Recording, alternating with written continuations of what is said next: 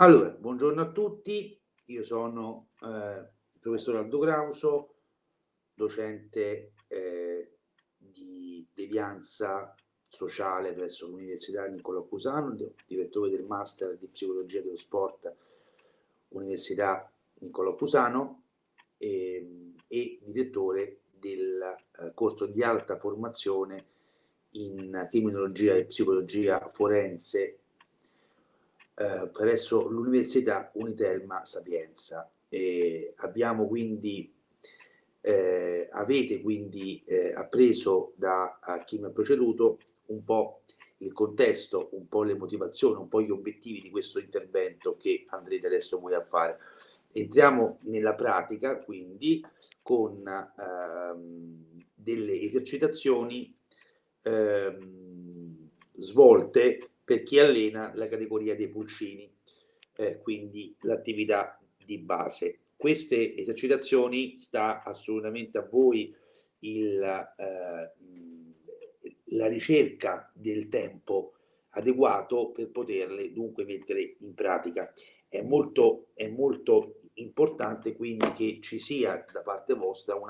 interesse, un interesse non soltanto a fare, ma un interesse a percepire questa cosa come qualcosa di importante per dare appunto una alfabetizzazione non soltanto sportiva e tecnica dei ragazzi, ma anche e soprattutto sociale. Lo stesso intervento infatti verrà fatto in maniera congiunta anche in alcune scuole. Eh, il primo esercizio di cui oggi vi voglio parlare è il cartellone aptico.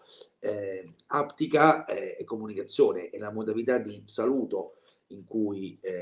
una persona dimostra un tipo di relazione rispetto a un'altra, quindi già è molto indicativa per voi per capire qual è il tipo di comunicazione e quindi di relazione che quel bambino vuole avere con voi. Ehm, a porre dunque all'ingresso dello spogliatoio un cartellone, il cartellone aptico, vedete voi insomma come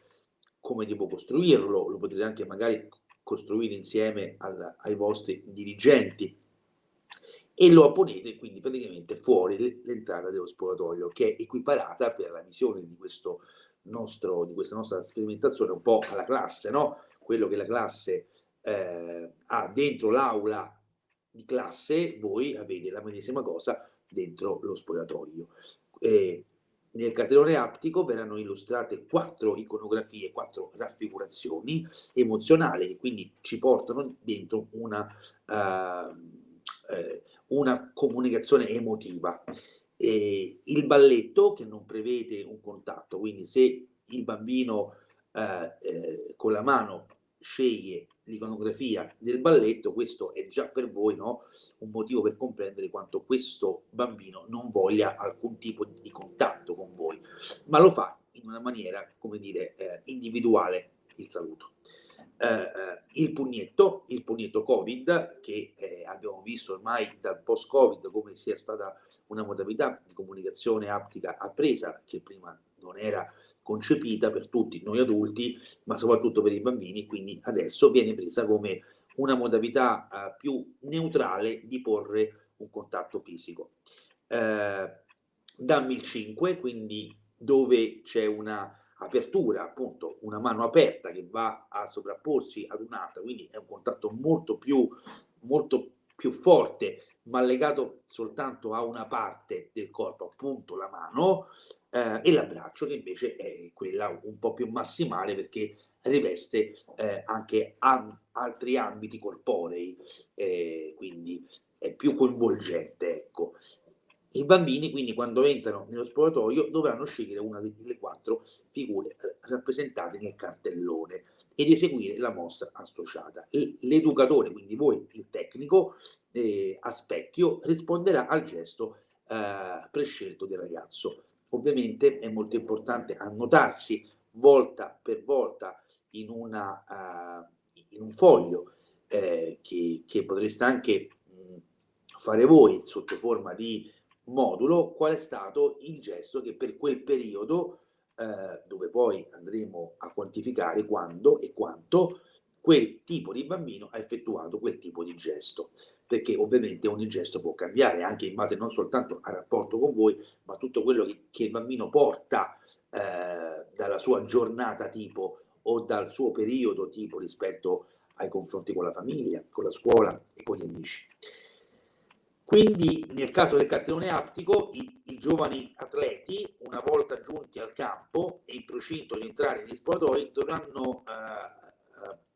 cercare e trovare il cartellone realizzato precedentemente dalla società in cui verranno presentate le 4 icone.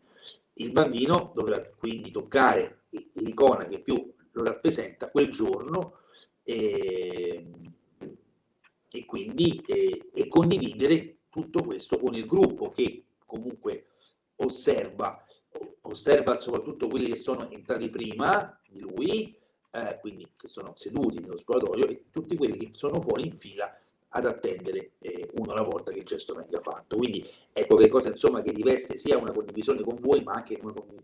condivisione con il resto dei compagni di squadra. Questa esercitazione servirà come una sorta di appello emotivo grazie al quale si conoscerà lo stato d'animo e di conseguenza il temperamento, il futuro carattere che verrà o la figura o la futura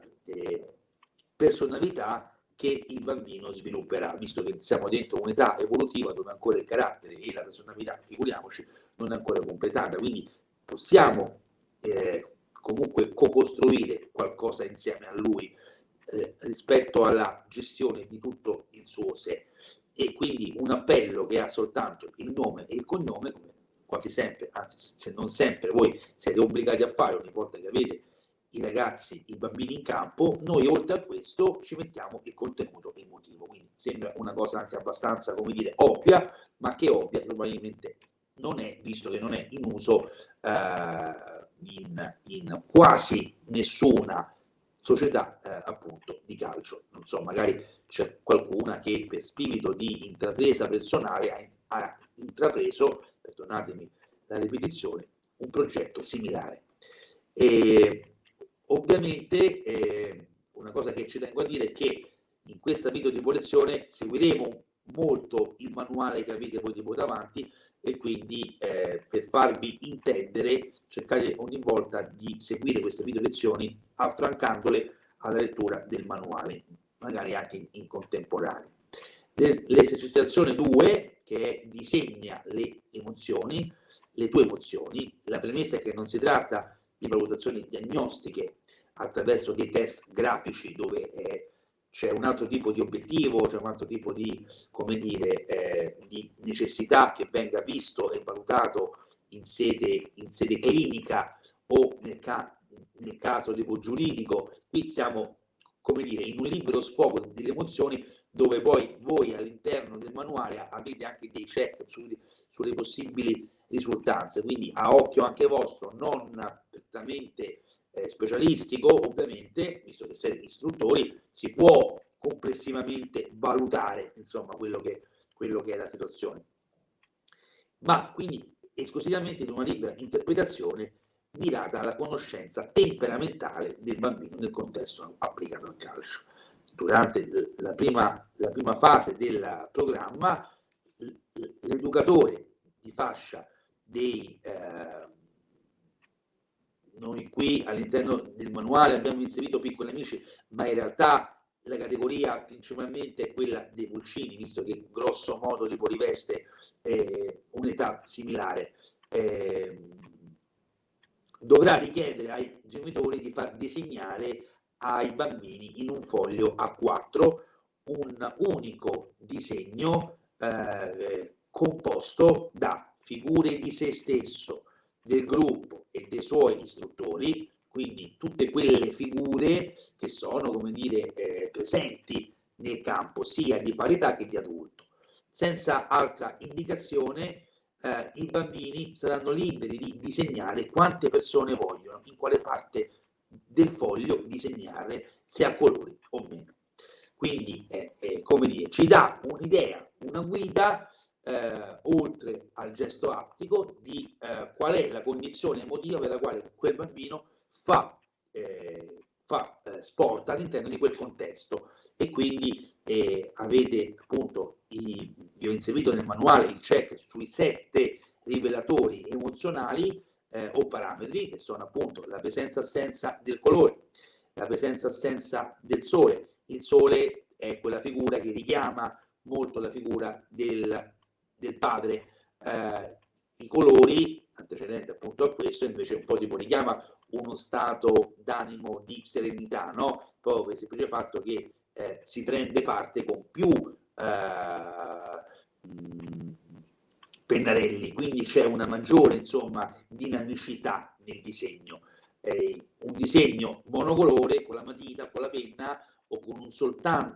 solo pennarello indica bene o male un bambino che lo ha fatto nei minimi sforzi, quindi minimi sforzi perché il piacere di farlo è scarso, e il piacere dunque di mostrare una parte di sé dentro quel gruppo è presumibilmente minore rispetto ad uno che invece che usa molti colori. Quindi questo credo che sia un dato sul quale già iniziare ad avere una visione di chi abbiamo accanto. Una presenza-assenza di compagni, ovviamente un'assenza indica una presumibile predisposizione verso un egocentrismo che di base già i pulcini hanno come fascia di età, ma non così come dire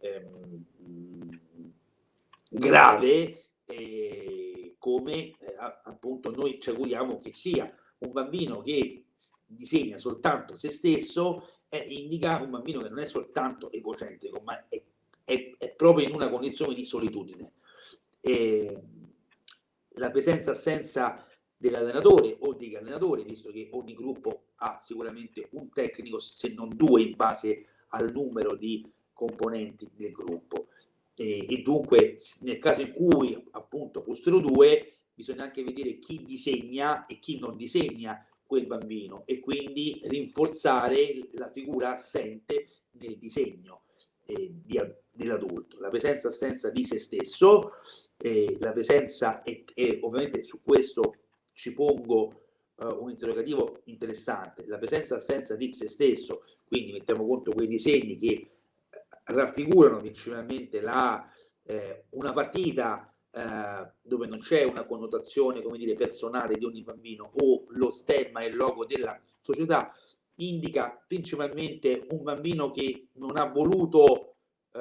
contribuire a portare nulla, si è soltanto limitato a raffigurare, come dire, un momento generico, e quindi questo indica probabilmente il fatto che c'è poco di lui a livello emotivo dentro quel contesto. Ciò però non vuol dire che non sia sereno e felice di fare attività, ma attività, non di fare attività come dire extra sportiva, quindi sociale, emotiva, amicale, ecco. La presenza-assenza di attività di gioco, ovviamente inclusive rispetto a tutto quello che abbiamo detto per quanto riguarda le presenze, ovviamente, quindi se stesso, i compagni, quello o tutti e due i tecnici, ovviamente più questo che l'attività di gioco, quindi il campo, gli spalti. Ci sono anche dei bambini che fanno proprio come se fossero dei piccoli quadri, insomma, le raffigurazioni, il che ci fa capire quanto ci tengano non soltanto a fare il compitino, ma a fantasticarlo proprio il compitino. Quindi insomma, dove c'è fantasia c'è una parte molto importante di sé. E ovviamente il parametro numero 7, l'indicatore numero 7, è la localizzazione e le distanze di ciò che ha disegnato, quanto sono vicini con l'adulto, con il bambino stesso, con il bambino, con i compagni, dove sono localizzate, se toccano il terreno vuol dire che c'è una aderenza alla realtà. Come fascia di età non parliamo dei bambini di 2, 3, 4 anni dove c'è un picco esclusivo di fantasia, ovviamente, ma dovremmo essere dentro già un'età scolarizzata, quindi ci deve essere un punto di appoggio rispetto a un terreno e non avere dei personaggi che sembrano fluttuare nel foglio. E quindi nel contesto del manuale è spiegato in maniera molto più, come dire, schematica, ogni singola valutazione di ogni indicatore. Ovviamente ho cercato di fare adesso un sunto di questo. Per quanto riguarda quindi diciamo una sorta di ripresa di ogni tipo di valutazione, io vi consiglierei molto di osservare come il gesto aptico insieme all'esercitazione 2 del disegno sono dei dati che vanno inevitabilmente incrociati, perché incrociando i dati abbiamo una valutazione molto, o meglio, abbastanza complessiva. Un bambino che sceglie un non contatto, che è il balletto, o un contatto dove non c'è il coinvolgimento, diciamo, di un arto, ma di un arto a livello completo, quale potrebbe essere appunto il ciclo, quindi sto parlando del pugnetto Covid, indicativamente quello è un bambino che potrebbe consegnare un disegno dove la presenza dei compagni è scarsa, la presenza di tutti e due mister è quasi sempre a prevalenza di uno piuttosto che di un altro, ma nei casi anche ci sono l'assenza completa dei due istruttori, e questo che dovrebbe un po' allarmare le due figure adulte e tecniche, e sicuramente uno schizzo di colorazione abbastanza delimitato. Questo un po' per comprendere a somme righe. Nella prossima video di lezione approfondiremo appunto quello che è nel manuale, spiegato in maniera molto più analitica per quanto riguarda le varie risultanze. Quindi stiamo comunque all'interno, come dire, di una visione che è complessiva, ricordiamoci, di questi due esercizi principalmente svolti dalle categorie più piccole, quindi appunto la categoria dei pulcini.